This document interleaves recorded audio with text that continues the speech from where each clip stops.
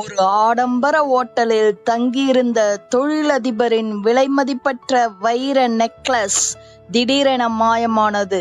இந்த மர்ம திருட்டை துப்பறியும் நிபுணர் வேந்தன் எப்படி கண்டுபிடிக்கப் போகிறார்? யார் அந்த திருடன்? போலீசுக்கு தகவல் தெரிந்ததும் புகழ்பெற்ற துப்பறியும் நிபுணர் வேந்தன் களத்தில் இறங்கினார். அந்த அறையில் இருந்த ரகுராம் மயக்க நிலையில் இருந்தார். பல கோடி மதிப்புள்ள பாரம்பரிய வைர நெக்லஸ் காணாமல் போயிருந்தது.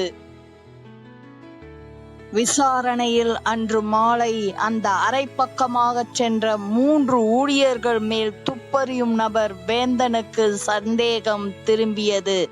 அவர்கள் குமார், கவிதா மற்றும் சுந்தரி. முதலாவதாக சமையல்காரியிடம் விசாரணை நடத்தப்பட்டது. இதோ அவளது வாக்குமூலம். ஐயா, ராத்திரி விஐபிகளுக்கு ஸ்பெஷல் டின்னர் ரெடி பண்ணணும். நான் சமையல் அறையில காய்கறி வெட்டிக்கிட்டு இருந்தேங்க. அந்த ரூம் பக்கமே போகலங்க ஐயா. அடுத்ததாக பணிப்பெண் கவிதாவிடம் விசாரணை நடத்தப்பட்டது. இதோ அவளது வாக்குமூலம்.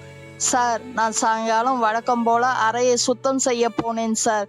கதவை தட்டியும் திறக்கல. ஜன்னல் வழியா பார்த்தப்போ அவர் பெட்ல நல்லா தூங்கிட்டு இருந்தாரு.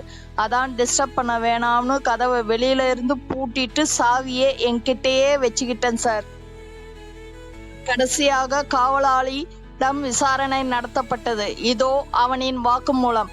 ஐயா, நான் சாயங்காலம் முதலே மெயின் கேட்ல தான் சார் டியூட்டில இருந்தேன். ஓட்டல் ஊழியர்களை தவிர வெளியில இருந்து சந்தேகப்படும்படி யாரும் உள்ள வரல சார்.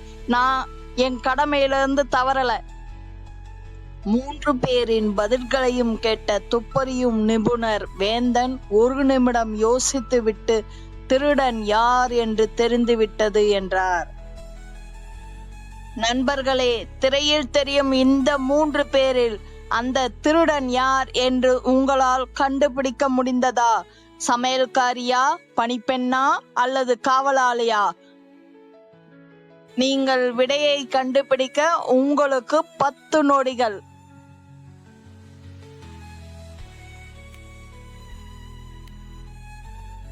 துப்பறியும் நிபுணர் வேந்தன் கண்டுபிடித்த அந்த திருடன் பணிப்பெண் கவிதாதான்.